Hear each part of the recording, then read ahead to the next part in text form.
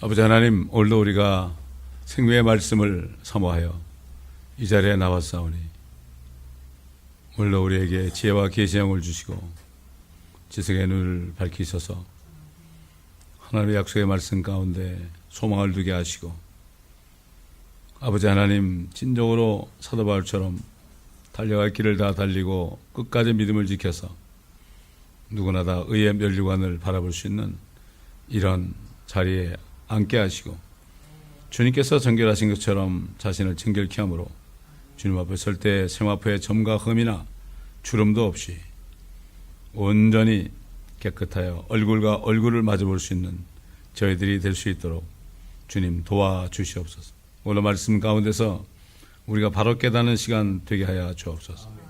감사드리며 우리 주 예수 그리스도의 이름으로 기도드리나이다. 아멘.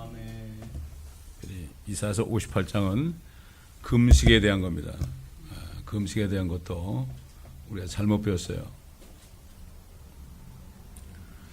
성경이 잘못돼가지고 잘못 바꿔놔가지고 잘못 배운 기억이 나요.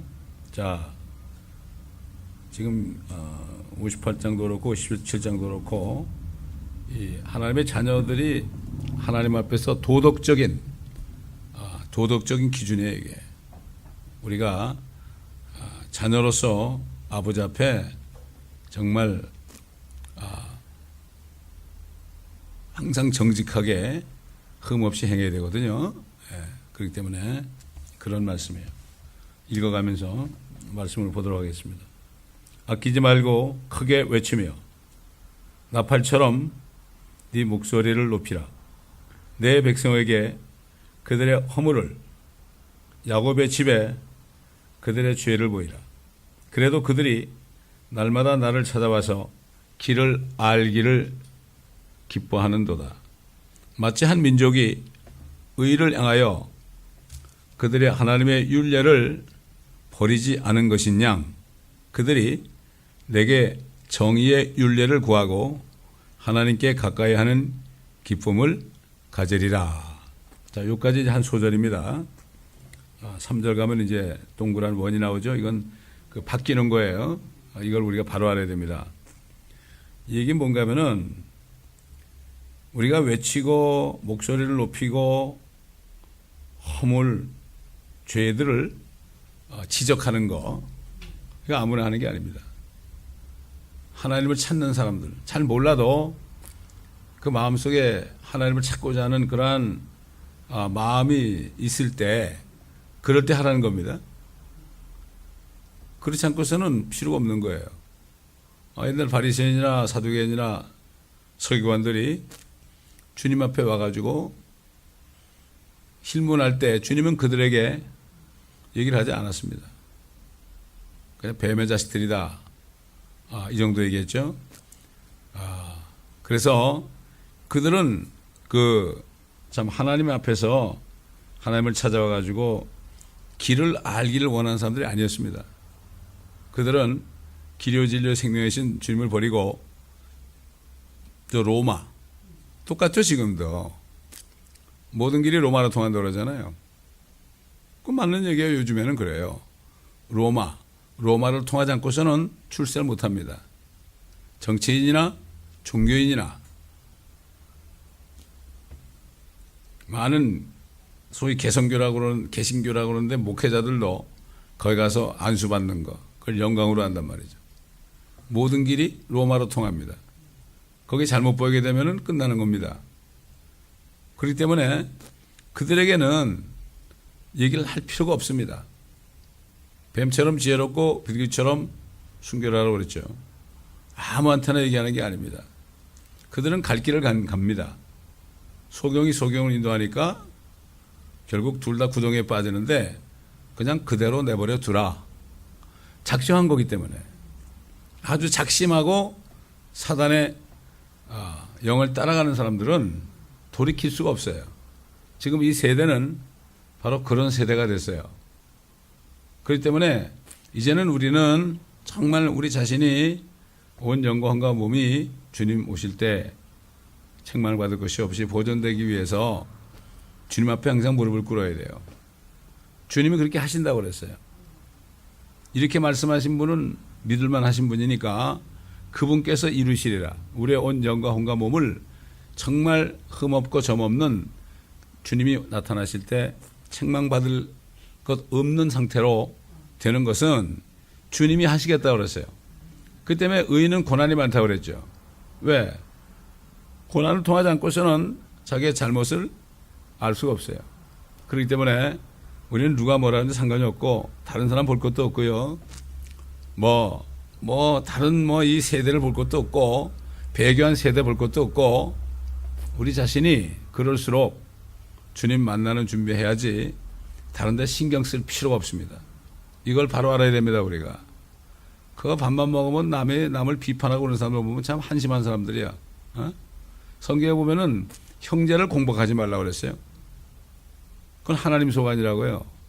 목회자만 그런 게 아니에요. 모든 그리스도를 믿고 겁난 사람들은 형제 아니에요. 우리 주님의 형제 아닙니까? 주님의 형제들이에요. 잘못했어도 주님이 다루는 거죠.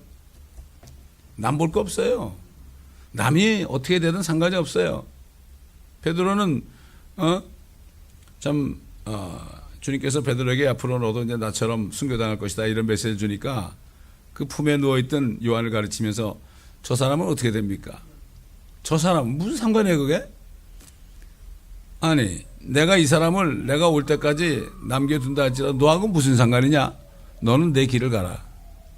너무 참견을 잘해. 특히 우리 한국 사람이지만은 미국 사람에 비해서 한국 사람들이 남의 참견을 참 많이 해요. 너무 많이 해. 저 사람 왜 저런 옷을 입었지? 왜 여름에 겨울 옷을 입었지? 그게 무슨 상관이에요? 그렇기 때문에 미국 사수 참 좋은 게 뭔가 하면은 여름에 따뜻한 거 입어도 누가 뭐라는 사람 없잖아요. 상관이 없어요. 그렇기 때문에 우리는 이렇게 주님 앞에 율례를 구하고 하나님께 가까이 하는 삶을 통해서 우리가 계속 책망을 받고 그럴지라도 결국 나중에는 기쁨을 누릴 것이다. 여기 한 민족이 의를 향하여 그들의 하나님의 율례를 버리지 않는 것이냐. 이렇게 이스라엘 민족들이 그런 마음이 있기 때문에 아끼지 말고 크게 외쳐라. 때가 되었다 이런 얘기죠. 때가 지나면 안 됩니다. 도저히 안 되는 거죠. 자, 그 다음에 이제 금식에 대해서 나옵니다. 자, 그들이 말하기를 우리가 금식하였는데도 어찌하여 주께서는 보지 않으시나이까? 아니 금식하는데 하나님 뭐라 하는 거예요 이게? 우리가 우리의 혼을 괴롭게 하는데도 어찌하여 주께서는 알지 못하시나이까 하느니라. 보라 너희의 금식하는 날에 너희는 기쁨을 찾으며 모든 너희의 일꾼들을 억압하는도다. 금식하면서 하나님한테 원망하고 또 일꾼들을 억압한다. 보라 너희가 투쟁과 논쟁을 위하여 금식하며 사악한 주먹으로 치니 너희는 오늘 한 것처럼 너희의 목소리가 높은 곳에 들리도록 금식하지 못할 것이라. 아마 유대인들은 금식하면서 금식이 많이 선포됐잖아요.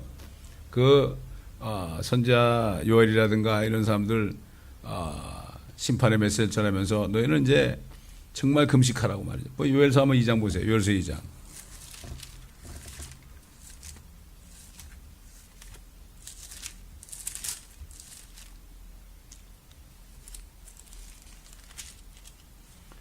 너희는 시온에서 나팔을 불고 내 거룩한 산에서 경고의 소리를 내며 그 땅의 모든 거민들로 떨게 하라. 이는 주의 날이 오며 그 날이 가까움이라. 흑암과 암영의 날 구름과 짙은 어둠의 날이 산들 위에 펼쳐진 아침 같으니 많고 강한 사람들이라. 이 같은 일은 전에도 없었고 또 이후 곧 많은 세대들의 연수에까지도 다시 없으리라. 불이 그들 앞에 삼키며 그들 뒤에는 화염이 불타는도다. 그 땅은 그들 앞에서는 에덴 동산 같으나 그들 뒤에는 황량한 광야 같으니 정녕 어떤 것도 그들을 피하지 못하리라. 자, 이렇게 심판의 메시지를 전했어요. 그 다음에 이제 보게 되면은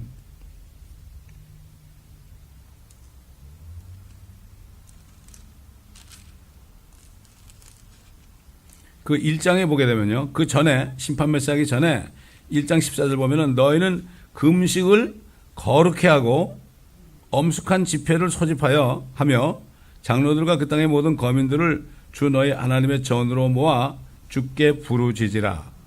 슬프도다 그날이요 이는 주의 날이 가까웠으며 전능하신 분으로부터 오는 멸망처럼 그날이 올 것입니다. 이거는 이제 앞으로 주의 날 그러면은 그 심판의 날이에요. 세상을 심판하는 날인데 세상을 심판하면 이 세상이 끝나는 거예요. 세상 마귀가 천년 동안 무저항 속에 들어가게 되죠. 그 때문에 이 사람들은 민족적으로 금식을 시켰다고요. 민족적으로 다 금식시켰단 말이죠. 그러니까 금식하면서 별짓 다 하는 거예요 지금. 서로 싸우고 말이죠. 왜 하나님 금식하는데 보지 않느냐고 그러고. 이렇게 한다는 얘기예요 이게. 지금 신약시대 금식하고는 그 좀 다릅니다. 이스라엘 백성들이 하는 금식은 그 민족적으로 하는 거죠. 자, 그 5절 보니까 내가 택한 것이 그러한 금식이겠느냐? 그것이 사람이 자기 혼을 괴롭게 하는 날이겠느냐? 이것이 자기 머리를 갈대처럼 숙이고 자기 밑에다 배옷과 재를 펴는 것이겠느냐? 너는 이것을 금식이라고 부르며 주께 받아들여질 만한 날이라 하겠느냐? 아니란 얘기죠. 이렇게 금식하는 게 아니란 얘기죠. 자, 6절 보니까 내가 택한 금식은 이것이 아니겠느냐? 하나님이 택한 금식이에요 이게. 잘 들어보세요. 옛날에 개혁성경에서 읽었던 거 다를 거예요. 사악한 결박을 풀어주고, 사악한 결박을 풀어준다는 거는요 다른 사람의 그 결박을 풀어주라는 얘기예요. 근데 보면 옛날부터 어떻게 가르쳤어요? 나의 흉악한 결박을 풀어준다고 그랬죠? 그걸 풀어주라는 얘기예요. 왜냐하면 금식을 하니까 사람이 밥을 먹지 않으면 시간이 많잖아요. 그 시간을 내가지고 그런 사람을 찾아가지고 고통받는 사람들을 풀어주라는 얘기예요. 이게 진짜 금식이란 말이에요 이게. 에? 요즘 금식하는 거 엉터리 아닙니까? 그 다음에 무거운 짐을 벗겨주며 억압받는 자들을 놓아주며 모든 멍에를 꺾는 것이 아니냐. 이렇게 하는 게 금식이라는 얘기. 하나님이 하는 금식이에요. 시간이 많잖아요. 시간이 나니까 그 시간에 그동안 바쁘게 살았으니까 그런 얘기인지도 모르죠. 이런 일을 하라. 이게 진짜 내가 하나님이 택한 금식이다. 그 다음에 뭐래요? 굶주린 자에게 내 양식을 나눠주며 방탕하는 가난한 자를 네 집에 데려오는 것이 아니겠느냐. 굶주린 자, 그런 사람을 찾아가지고 먹이라는 얘기예요. 어떤 사람은 또 이걸 읽고서 사흘 금식하니까 사흘 동안 먹지 않아서 남은 양식을 그걸 가지고 구제하면 되는 거 아니냐 이렇게 얘기하는. 그나마라도 하면 다행이죠. 굶주린 자에게 양식을 나눠주고 방랑하는 가난한 자를 네 집에 데려오는 것이 아니겠느냐. 또한 벗은 자를 보면 입히고 네 고륙으로부터 자신을 숨기지 아니하는 것이 아니겠느냐. 자기 고륙. 자문해 보면은 얼음이 있을 때 네 형제 집에 들어가지 말라 그랬어요. 고륙끼리 서로 정말 형제 자매끼리 서로 돕고 그런 사람이 별로 없어요. 모른 척하고. 한 사람이 부자면 가난하면 그냥 모른 척하죠. 고륙을 너희 고륙으로부터 자신을 숨기지 아니하는 것이 아니겠느냐. 이게 하나님이 택하신 금식이래요.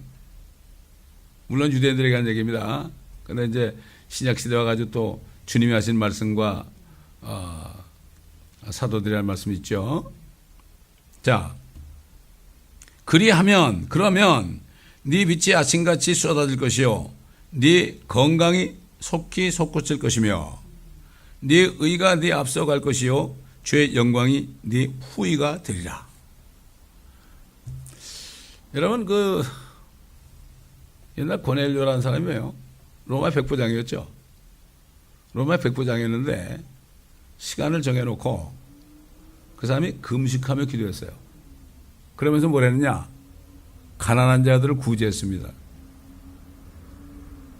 그는 하나님을 잘 몰랐지만은 양심으로 하나님이 알려준 거죠. 금식만 한 게 아니라, 금식과 기도만 한 게 아니라 가난한 사람들을 도와줬단 말이죠.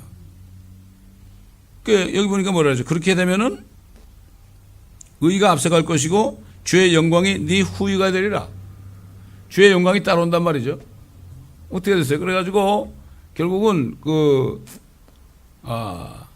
천사가 나타나가지고 사람을 베드로, 피장의 집에 있는 베드로에게 보내라고 그랬죠.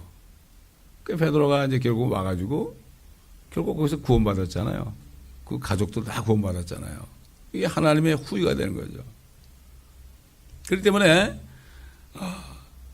이 사람이 금식한 것이 하나님이 마땅히 그렇게 해야 된다는 걸 어떻게 알았는지 몰라도 이렇게 했단 말이죠. 하나님의 말씀은 절대로 한마디도 이루어지지 않는 게 없습니다. 건강도 속히 속후신데요. 건강도. 신주 집회 안 가도 건강도 속게 된대. 다 가면은 그때는 막 고친 것 같고 막 그러는데 말이죠. 나중에 보면 전부 다 돌아오는 경우가 너무 많아요. 참, 그러니까 지금 너무 안타까운 거예요.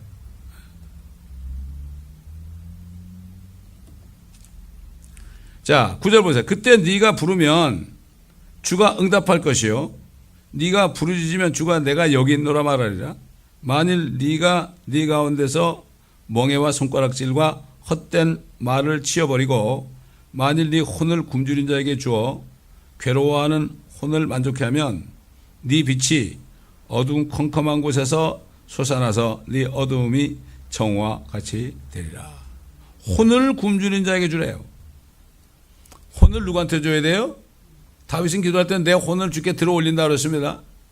혼은 주님의 거 아닙니까? 구원하셨잖아요. 그 혼을 굶주린 자에게 줘라. 네 이웃을 네 몸같이 사랑하라. 이런 여기 세 계명이 또 들어있는 겁니다. 이게.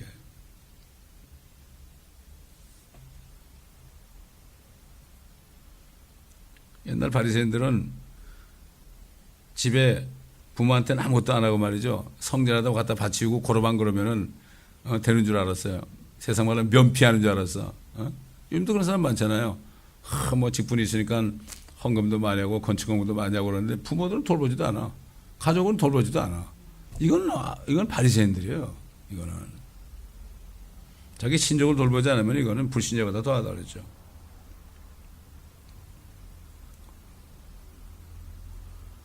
또 주는 너를 계속 인도하여 가뭄에서도 네 혼을 만족해 하며 네 뼈를 살찌게 하려니 그러면 너는 물된 동산 같을 것이며 물이 끊기지 않는 샘물 같으리라. 참 이게 금식을 하면서 이렇게 할 때 이렇게 된다. 사실 어떻게 보면 금식을 할 때 건강 좋아지죠. 한 사흘 정도 금식하면 건강이 좋아지죠. 네. 이거 하나님이 다 만드신 거라 어떻게 보면. 하나님이 그런 원리를 만들어 놓고 그렇게 하는지 모르죠. 우리는 알 수가 없죠. 네게서 날 자들이 옛 황폐한 곳들을 세울 것이요 네가 많은 세대들의 기초를 일으켜 세우리니 네가 파괴된 곳의 보수자라 또 거주지로 가는 길을 복구하는 자라 불리리라. 하여튼 이렇게 할 때 정말 하나님이 기뻐하시는 금식을 하면서 사람들에게 선을 베풀고 양식을 주고 이렇게 할 때 결국 뭐라고 그런 거예요? 후손들이 복을 받을 것이다. 이런 얘기 아닙니까? 자, 이 13절 보니까 만일 네가 안식일로부터 내 거룩한 날에 내 즐거움 행하는 데서 네 발을 돌이키고 안식일을 기쁜 날이요 주의 거룩한 날이며 존귀하다고 부르며 그를 존귀하게 하며 네 자신의 방법대로 행하지도 아니하고 네 자신의 즐거움도 찾지도 아니하며 네 자신의 말로 말하지 아니하면 그때 네가 주 안에서 즐거워할 것이요 내가 너로 땅의 높은 곳 위로 오르게 하고 네 아비 야곱의 유업으로 너를 먹이리니 이는 주의 입이 그것을 말하였습니다. 결국 이제 주님의 관심은 이 안식일을 거룩히 한다는 건 뭔가면은 이 안식이라는 게 여러 번 말씀드렸지만 안식이라는 것은 하나의 이게 그림자거든요. 일곱째 날 하나님이 쉬셨다. 일곱째 천년에 하나님이 쉬시는 거죠. 그래서 안식일을 지키라는 거죠.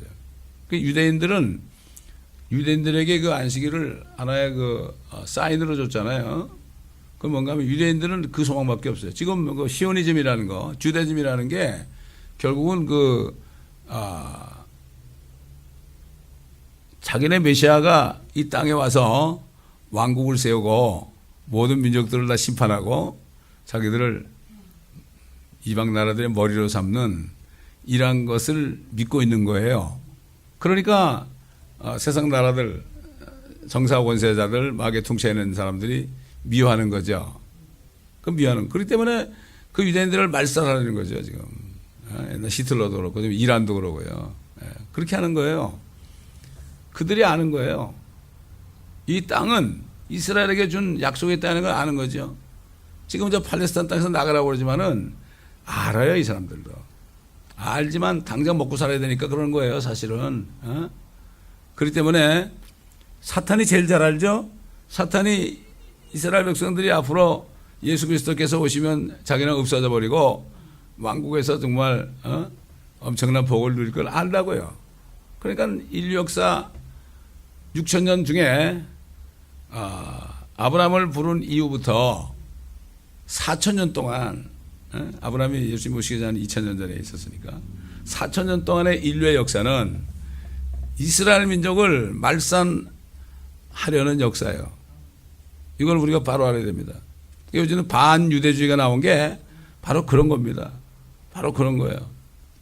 그렇기 때문에 이 교회들도 결국 그 뉴 월드 오더 쪽에 로마 쪽에 영향을 받아가지고 유대인들을 위하는 거예요. 그런 거예요. 그것도 왜 그런지도 모르는 거예요. 대체 신앙을 만들어가지고 저것들은 다 이제 멸망했다. 그 어디서 나온 거예요? 그게 사탄에서 나온 거고 사탄의 아내가 된 저 로마 교회로부터 나온 거죠.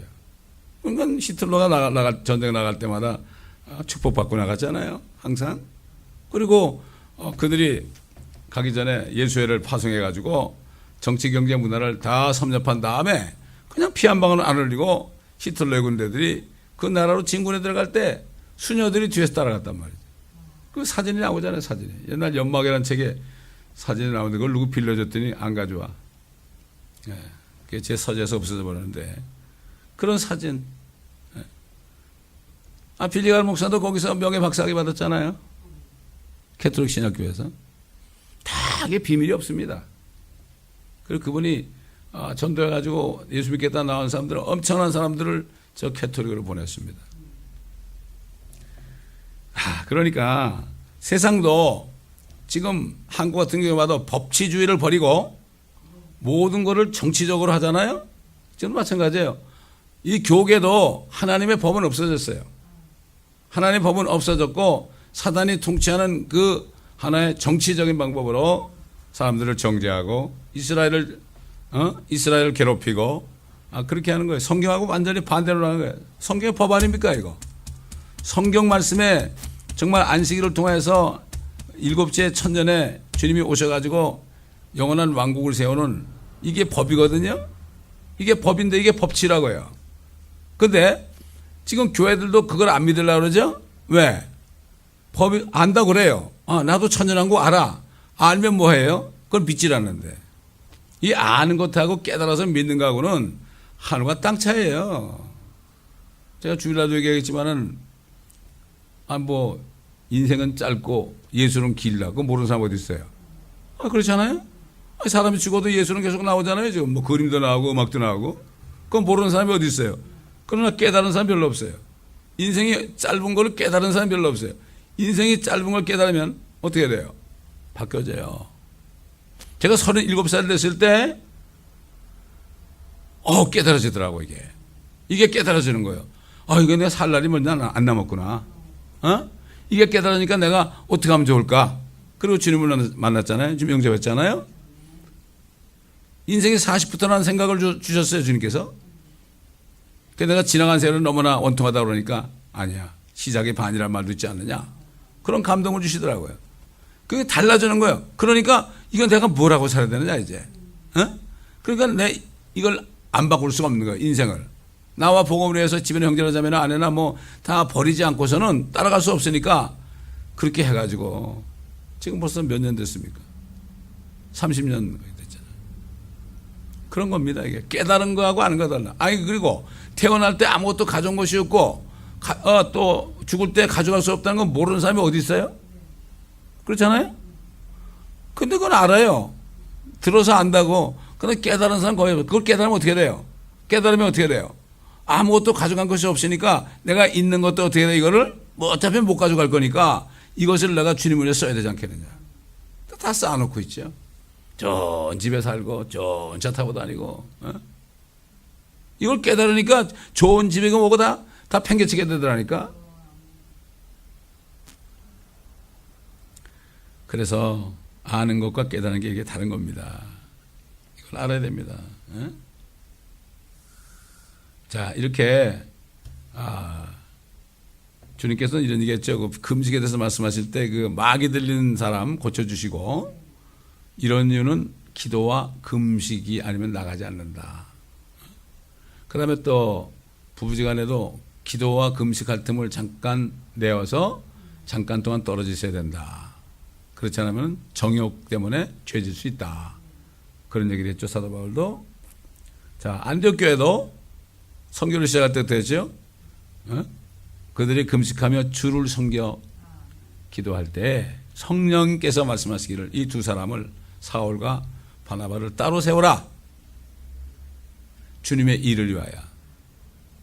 그때 그들을 안수해서 그냥 보냈어요. 그게 선교의 시작이에요. 그때 선교와 지금 선교하는 이거 완전히 지금 요즘 선교는 뭐 이벤트가 돼버렸죠. 그게 선교가 아니거든요. 그냥 주님이 안수받아서 떠나는 거죠. 떠나면 어떻게? 예수님도 그렇죠. 제자들 보고 부활하신 다음에 그러므로 너희는 모든 민족에게로 가라고 그랬죠. 가서 내가 명령한 것을 저들로 가르쳐서 그들로 지키게 하라. 볼지어다. 내가 세상 끝까지 너희와 항상 함께 있을지어다. 이렇게 하는 사람이 거의 없어요, 요즘에. 참, 그렇기 때문에 돈이 앞서고 뭐가 해결 안 되면 안 가고, 어떤 사람은 그냥 할 게 없으니까 써주지 않으니까 그냥 선교회지로 나가면은 좀 대우받으니까 나가는 사람도 있을 거고. 그런 거예요. 왜 그런가 하면은 이게 선교라는 거는 성령께서 뽑아서 보내는 선교는 사람의 도움 안 받아요. 거기 가면은 주님에다 예비하는 거예요. 바울 보고 아시아로 가려고 그러니까 바울 빌립보 지방으로 보냈잖아요. 그 바울이 뭐 가져갔습니까? 가서 나가 기도하는데 거기서 그 여인을 만났잖아요. 자주장사 여인 루디아를 만났잖아요.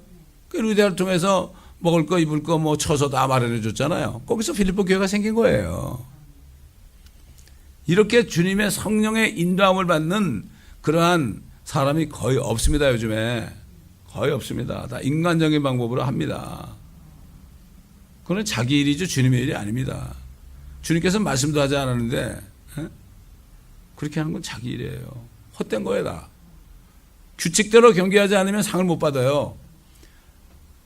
하나님의 말씀 안에서 성령의 인도함을 받지 않으면요, 그럼 상이 없어요. 상이 없다고요. 헛된 짓 하는 거예요.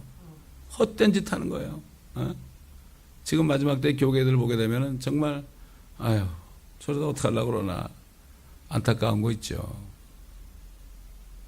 주님이 분명히 좁은 문으로 들어가라고 그랬죠. 좁은 문, 네가 자청해서 들어가야 된다. 근데 또 넓은 문으로 되게 가잖아요. 좁은 문으로 들어가는 게 쉬운 게 아닙니다. 항상 넓은 문과 좁은 문이 두 개가 항상 앞에 놓여 있어요. 우리 모두에게. 그럼 내가 좁은 문으로 내가 들어가야 돼요.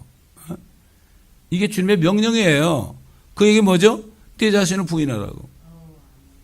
지난번에 얘기했지만은 그 이북 옛날 1995년에 이북의 그 할아버지가 크리스찬 할아버지 결국 주님 앞에 물어보니까 당장 나오고 싶죠. 69명 자기 포함 69명이 지금 언제 죽을지 모르는데 당장 나와야 되는 거 아니에요? 근데 그 목사가 도와주겠다고 그러니까 얼마나 좋아. 그런데 기도하니까 주님이 못 가게 하니까 자기를 부인한 거죠. 이게 자기 부인이에요. 이게 부인한 사람이 있을까요? 거의 없죠. 그 이제 돌아가면서 이제 그 누가 그리스도의 사랑에서 나를 끊으려 이 말씀을 암송하면서 가는데 가면서 그랬대. 아유, 할아버지 안녕히 가세요. 그랬더니 뒤를 돌아보면서 그게 무슨 인사가 그래? 그러면서 천국에서 만나자 그래야지. 그랬다는 거예요. 그러니까 지금 하나님 볼 때는 이북의 지각교 성도들이 4대째 걸쳐서, 어떤 분은 4대째 걸쳐 이제 크리스찬들 여기 와가지고 목사님과 결혼해가지고 목사님 사모가 된 분이 있는데, 4대째면은 그 징조 할아버지 때, 그 징조 할아버지하고 할아버지는 이미 다 붙잡혀 돌아가셨고, 그거를 받아가지고 4대째 믿는 사람이 교회는 없어도 그 믿음이 이렇게 연결돼가지고 있다가 남한에 어떻게 하나님께서 보내가지고 간증하는 걸 잠깐 들었는데, 그러니까 지금 이 북한에 그 공산당이 들어올 때 있잖아요. 그때 이미 수많은 크리스찬들이 있었어요. 그 사람들이 어떻게 하겠어요? 지금 남한에 기독교가 몇 프로 어쩌고 떠들면 가짜들이고, 진짜 백에는 이북에 있다고요. 주님이 순교의 상을 주려고 그런 거 아니에요. 순교는 꼭 죽어야만 주는 게 아닙니다. 죽기까지 신실하면 되는 거예요. 거기서 순교 안 당하고 그러고 믿음 지키다가 죽잖아요. 그래도 이거는 그게 있는 거예요. 그게 그 생명의 면류관에 있는 거예요. 죽기까지 신실하라. 그래야면 생명의 면류관을 줄 것이다. 시험을 참는 자도 그렇다 그렇고 같은 얘기예요. 그러니까 꼭 목숨이 끊어져야 되는 게 아니에요. 그러니까 이북에 있는 크리스찬들 지금 이따가 죽잖아요. 생명의 멸류관 받아요. 지금 한국 남한에 있는 크리스찬들 몇 명이나 생명의 멸류관을 받을까요? 참, 그러니까 교회를 부흥해야 된다고 떠들고 그러는데, 너무나 난 아침에 기도할 때마다 마음이 답답해가지고요.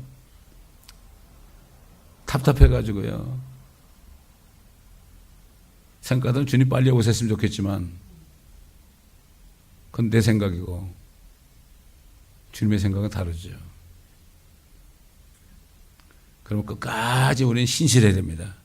끝까지 믿음을 저버리면 안 됩니다. 사도 요한이 그랬잖아요. 어린 자녀들아, 세상에 있는 것들은 육신의 정욕과 안목의 정욕과 이생의 사랑이다. 절대 이거 하지 말아라. 자녀들, 어린 자녀들, 믿음이 적은 자녀들이 툭 하면은 옛날 아삽처럼 말이죠. 세상을 이렇게 보고서 부러워할 때가 있어요. 그건 어린 자녀들이야. 절대 그러지 말아라. 이 세상도 정욕도 다 지나가지만 하나님의 말씀을 행하는 사람들은 영원히 거한다. 절대 잊지 말아라. 사도 요한이 죽기 전에 요한 1서 2장에 분명히 나옵니다. 우리가 여기서 기억하면서, 우리는 얼마나 좋아요. 이북 사람들은 이 말씀을 다 안에다가 저장한 사람들이에요. 이 사람들은 입으로만 암송하는 게 아니라 저장한 사람들이에요. 그냥 입으로 쳐나오는 거예요. 이게 말씀이 줄줄줄 쳐나와야 되는 거죠. 이게 말씀이 우리를 붙들어주는 겁니다. 하나님 말씀으로 천지를 창조하시고 붙들고 있어요 지금. 근데 우리가 말씀을 가지고 우리 못 붙들겠어요? 우리가 흔들겠어요? 의인이 요동하는 것을 절대로 허락하지 않는다고 그랬습니다. 그 말씀 안에 굳게 서서 전신갑주를 입고 항상 무시로 기도하면서 교회 성도들을 위해서, 자녀들을 위해서, 우리가 그들을 위해서 성령 안에서 무시로 기도해야 되는 거죠. 같이 이게 진짜 중보입니다. 어떤 제복을 놓고 하는 게 중보가 아니라 믿음 안에 굳게 설 수 있도록 이게 하는 게 진짜 중보입니다. 기도하겠습니다. 감사합니다. 오늘도 말씀을 통하여 여러 가지를 가르쳐 주시고 고쳐 주신 것 감사를 드립니다. 참, 하나님의 모든 말씀은 우리의 온 영광과 몸을 온전케 하시기 위하여 주시는 말씀입니다. 다윗 왕은 그러므로 내가 하나님의 말씀을 찬양한다고 그의 시편에서 2번이나 얘기했습니다. 또 주의 말씀을 주의 이름 위에 두셨다고 고백했습니다. 하나님의 이름 위에 말씀을 두셨는데 우리가 이것을 잊지 말고 이 하나님의 말씀을 항상 읽고 듣고 묵상하며 말씀에 붙들려서 요동치 않는 삶을 살다가 주님 오실 때 얼굴과 얼굴을 맞아볼 수 있는, 쳐다볼 수 있는 저희들이 되게 하여 주시옵소서. 감사드리며 우리 주 예수 그리스도의 이름으로 기도드리나이다. 아멘.